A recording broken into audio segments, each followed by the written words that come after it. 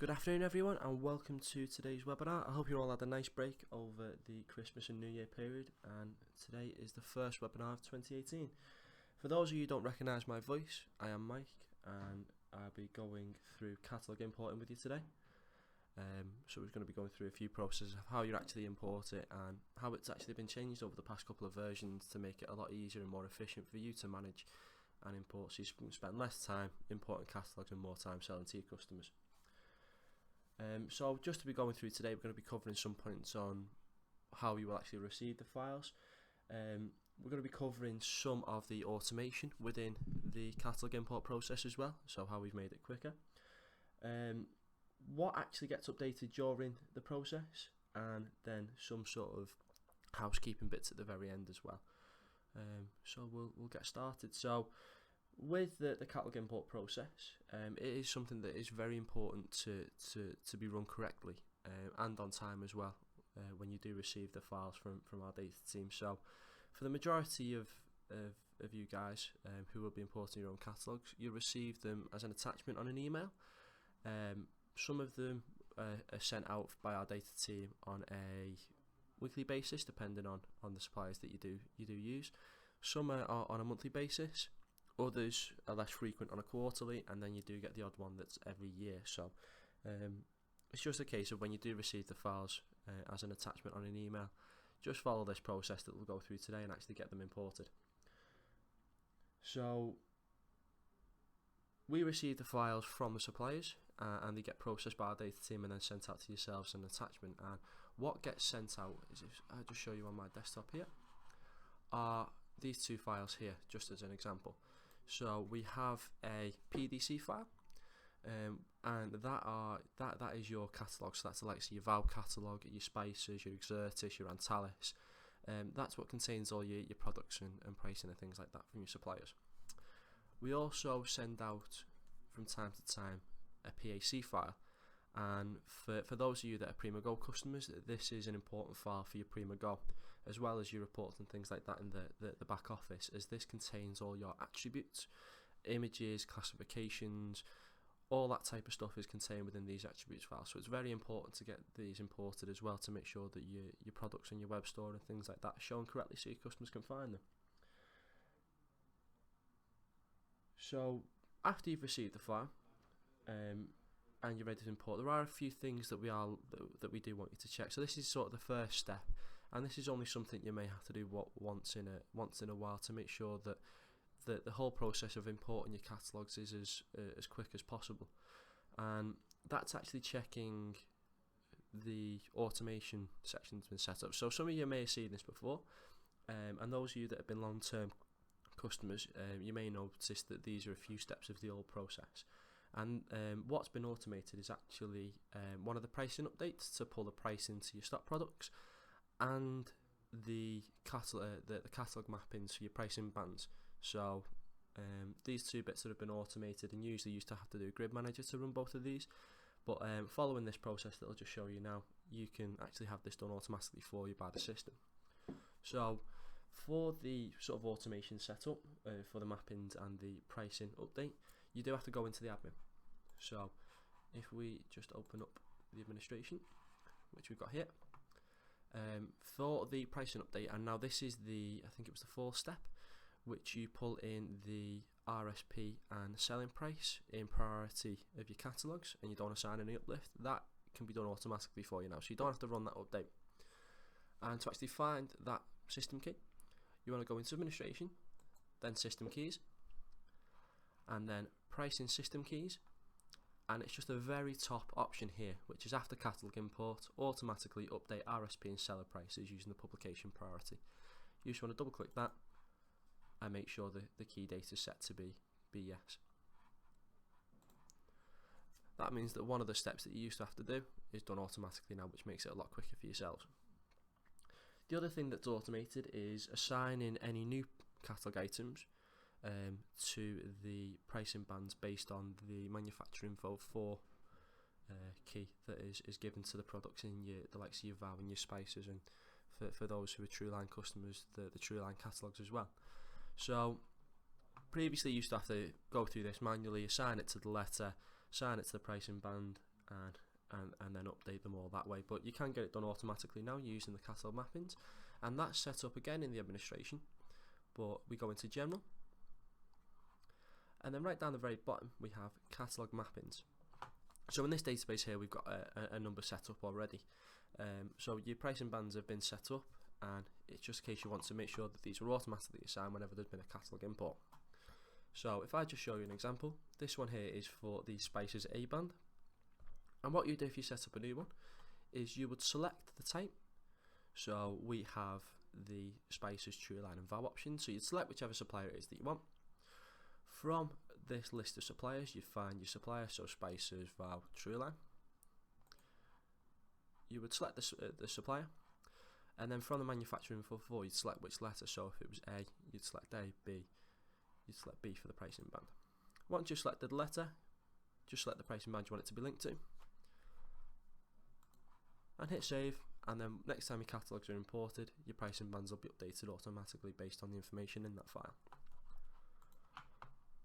So there are two sections that are really important, because it will save you a lot of time, and more than anything, there's going to be less human error because it's done automatically. You won't have to worry about sort of doing them 2 bits wrong or forgetting to do it because it's done automatically. So that's just the two sections there. Done. Now before we do actually go through importing the file, there are a few differences with the actual catalogs that we're sort of receiving as of late. So if I just log into PreMap and catalogs, you may have noticed this on some of the files that you've seen in your system, but as you can see in here, we have some files that start with TPF, some that are TPF with an asterisk, and then just normal files that don't have a prefix at the very start. So just to give you a bit further information before we do get started, depending on what prefix is given to the files is very important, because it depends on how you can use that file and what it can be used for. So if I take the West Coast file for example, that has TPF in front of it, and that stands for Transactional Product File. And what this means is that it's meant for buying only. It's not meant for, well, to be used for selling. So it's not meant for you to use sort of selling prices and things like that from this catalogue, because the supplier doesn't necessarily provide relevant information for that. And by relevant information I mean they may not include selling prices in the file, they may not include attributes. So if you do want that file to show on the web, the items won't show because they've not included attributes, and because they've not included attributes and pricing, it's not something that we advise. So we've called it a TPF catalogue. Now the difference between a TPF catalogue and a TPF with an asterisk is that if it's got an asterisk, it means that that supplier has linked with someone like Fusion, or they've done the attributes themselves, where it will be visible on the web, but the supplier still may not necessarily have updated the pricing for your file. So the TPF with an asterisk denotes that, yeah, you can use it for selling on the web, but check the pricing first. Make sure that that supplier has included sort of cost prices, selling prices, so when you're going online it's not showing it's POA or zero price, because that's the last thing that you'd want to do, to be selling at cost or below cost potentially. So the ones that do have an asterisk with the TPF, you can sell them on the web. It's got the relevant attributes and classifications and things like that, but it's missing price. So make sure you get that pricing updated, whether it be through a terms file or through sort of any cost price import. You know, you can get that updated. And for the files that do not have a sort of any prefix, the likes of your value spices, that just means that they include all the relevant information for selling on the web. It's a catalogue that you can sell and use the codes and pricing in there to sell. So they're just the normal files.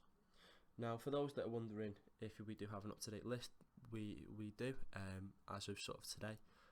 It is available, so if you want to know sort of the latest files that we can send out, contact our customer service department. We'll be more than happy to send you a list out, but it's an up-to-date list as of sort of now. So going through all that, we'll actually show you sort of the updated process now. So we've received these two files from our data team as an attachment on an email, and now it's actually time to import them and update them. For this type of process, We do advise doing it sort of earlier on in the day, sort of in the morning. We advise doing it close to your ordering time, because if you're going to be loading in quite a lot of files, it can hold up your EDC. So we don't want to hold up your EDC when your team might be trying to place a load of purchase orders for your customers, as it might get blocked, and that's the last thing that we want to happen, is that your orders get blocked because you're importing catalogues and you end up missing your cut-off time. So try and do this earlier on in the morning, or after you've all done your buy-in at the end of the day. To actually import the files, we want to copy and paste them into a relevant folder that the EDC looks at, and that folder is this one here. So you want to navigate to your C drive, then within your C drive look for the PreMap v6 folder, and then within the PreMap v6 folder you want to look for imports. Once you've found imports, we want to just paste the two files below the ones above. Now it's important to do this on the machine that's running the EDC, so if you aren't running the EDC, you'll just drop the files in there and nothing will happen. So make sure you're on, say if it's a server or one of your colleagues' PCs, make sure it's running on the PC that you drop the files into this folder, otherwise they won't get picked up. So that's probably one of the most important bits. Make sure that you're running this on the machine that runs the EDC. So we're running the EDC at the moment. So at the moment, because it's importing, I can't load it up. But what happens is that it imports on the process external import / exports job, and it might look like it's not responding, so you might not be able to load it up. It might sort of go white and look frosted and say not respond at the very top, but don't worry, that's the file, that's the normal process. The file is importing, your EDC will freeze for a couple of minutes, but then it'll start processing through normally. So if you want to just carry on doing stuff in the background, then you can. And that file's gone through. So once your file's gone through, you can just leave it there to import. Now what happens during that import is the automatic process that we've just been through of actually updating the pricing and updating your catalogues, your pricing bands, sorry, in the catalogues. So that happens automatically when that file's gone in. So if you just see here, we've processed both of the files, and they're just importing now. So once they're done, that'll process into your system fine and update. So once the file's been imported, there's a couple of ways that you can actually tell whether this is actually updated, and one of the ways is checking a journal entry. So if I just go into PreMap, and this is a very important step, because there's something that you might have to do off the back of this. So if we go into General and then Journals, we want to do a specific search in here to find out whether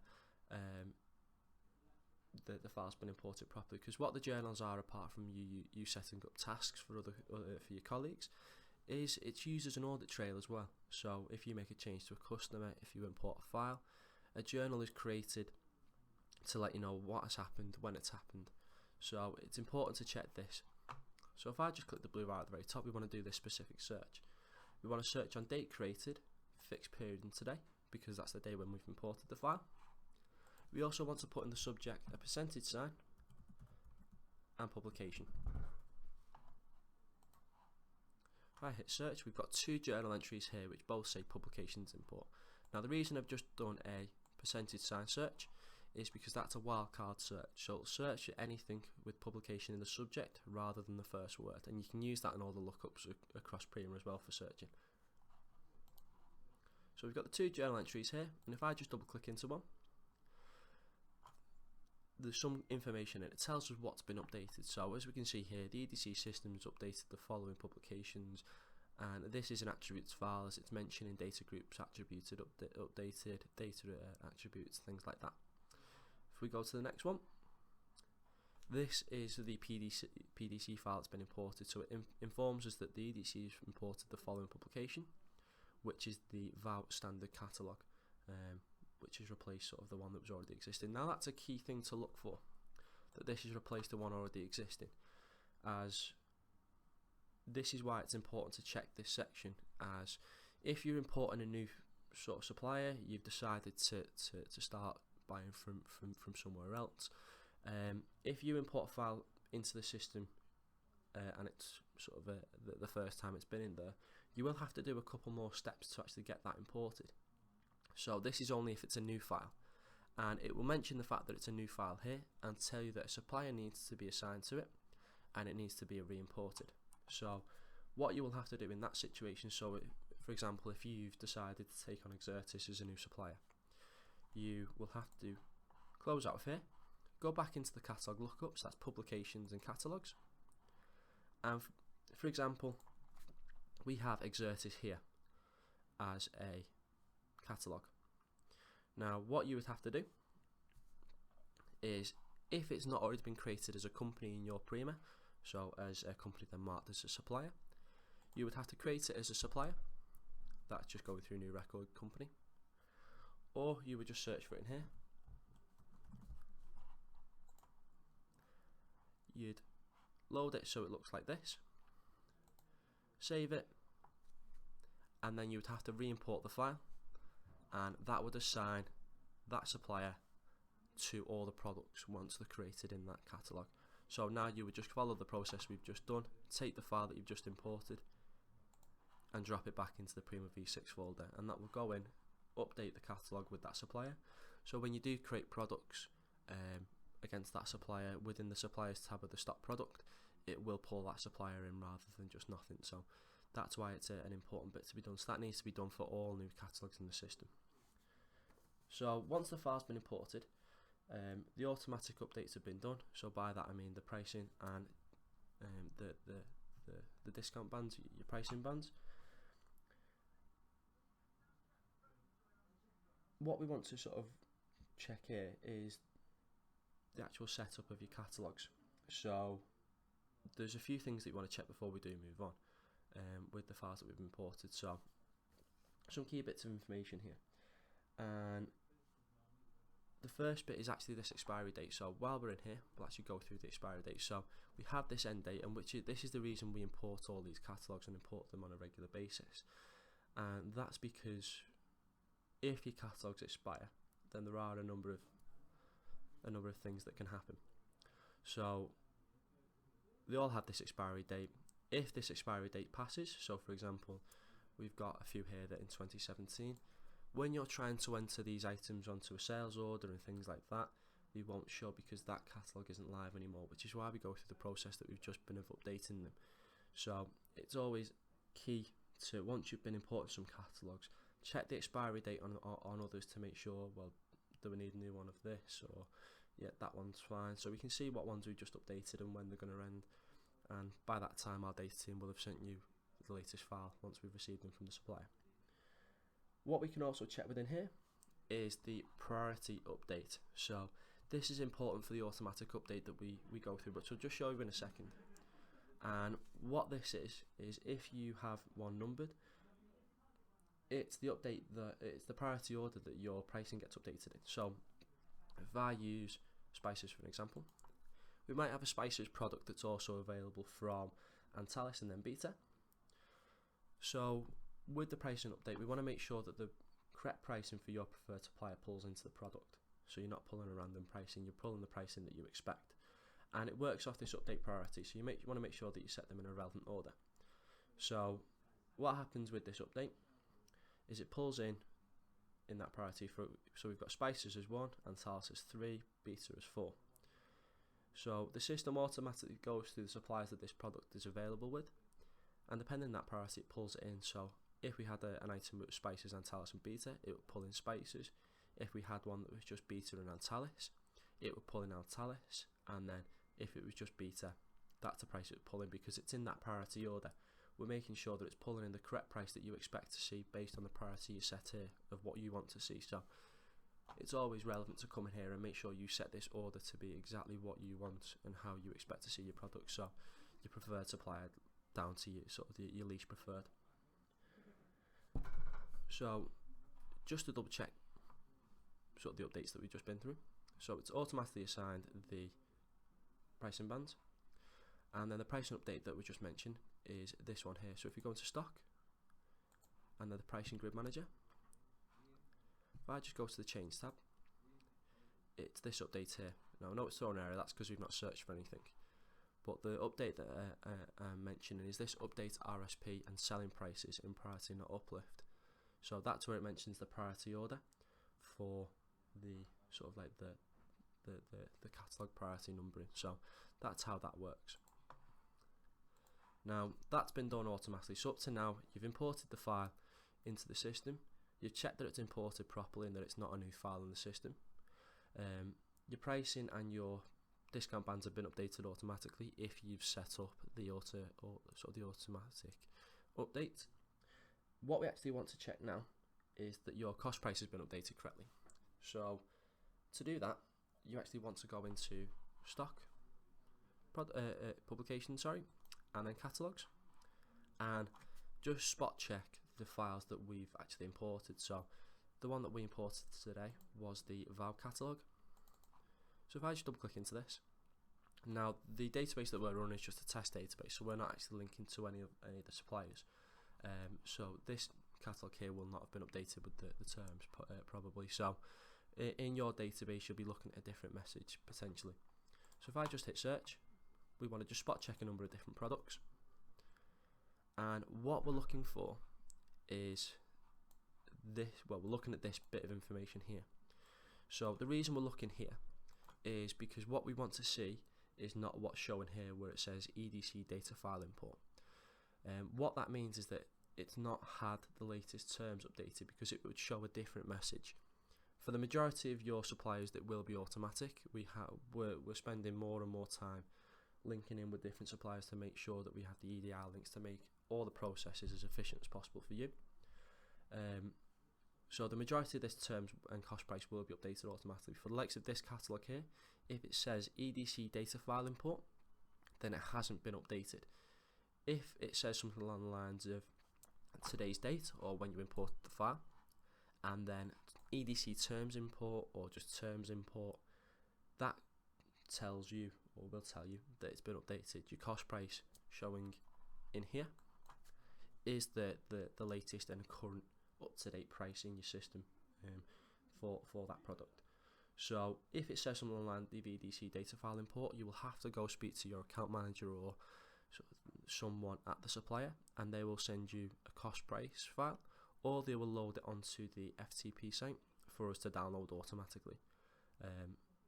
If you do sort of need any help on terms, I will just cover through sort of how we can go through that now. So if your terms are wrong, they'll either be updated automatically, or if your supplier sends you a cost price file, you will need to load it into a terms template, which our customer service team will be able to provide you with.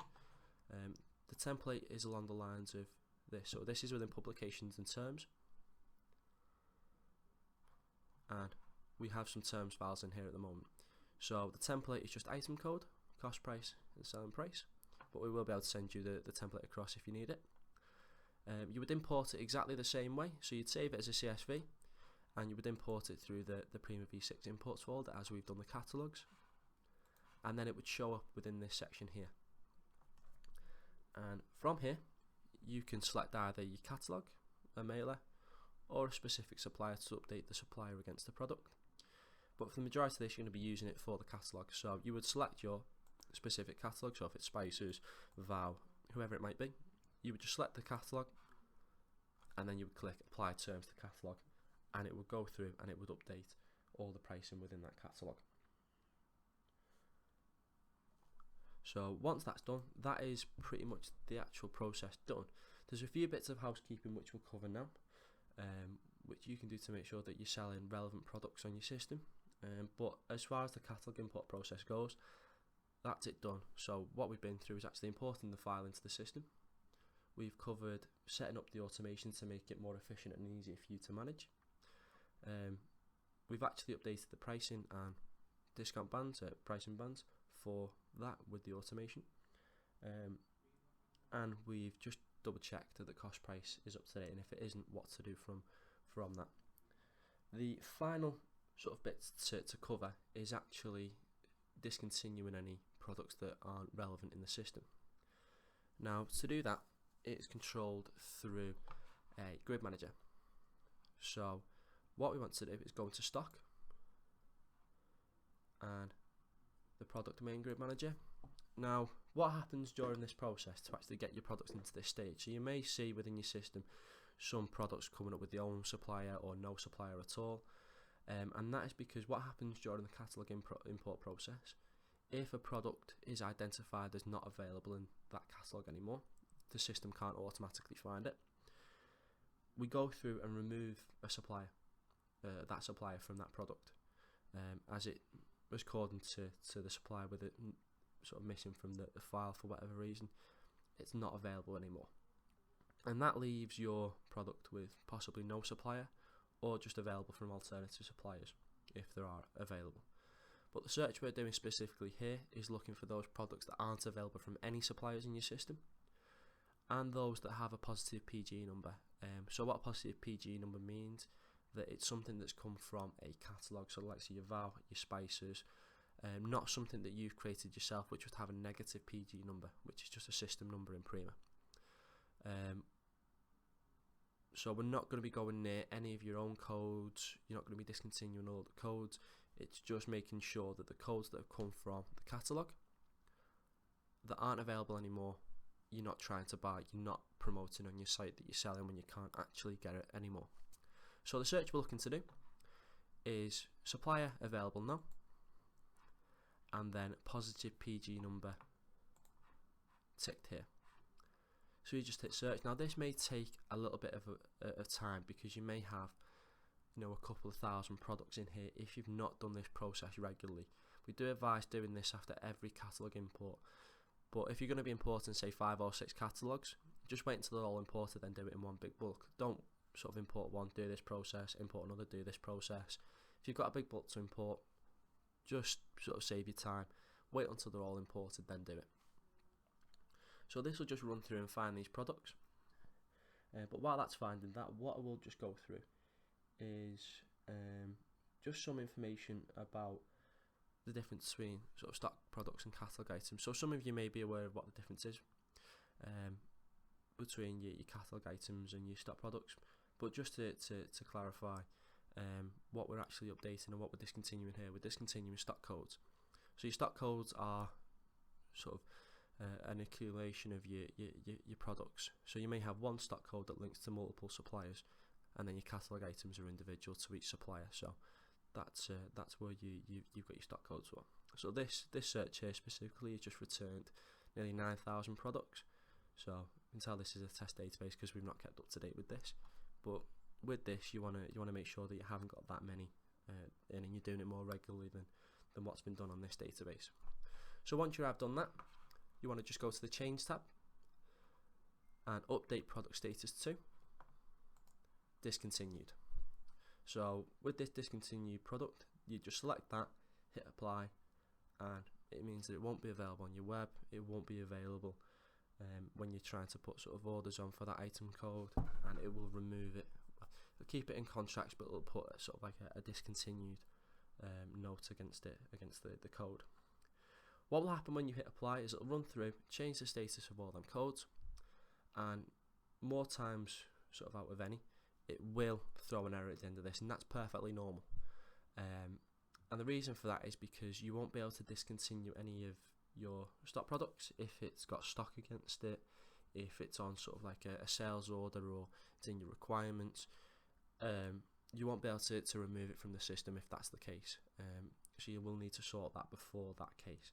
So the majority of them will be discontinued, but there will be a few that will be left behind, which you can go through manually, remove the stock or sell it, and then you'll be able to discontinue it once you've got rid of your stock, if you do hold stock of products.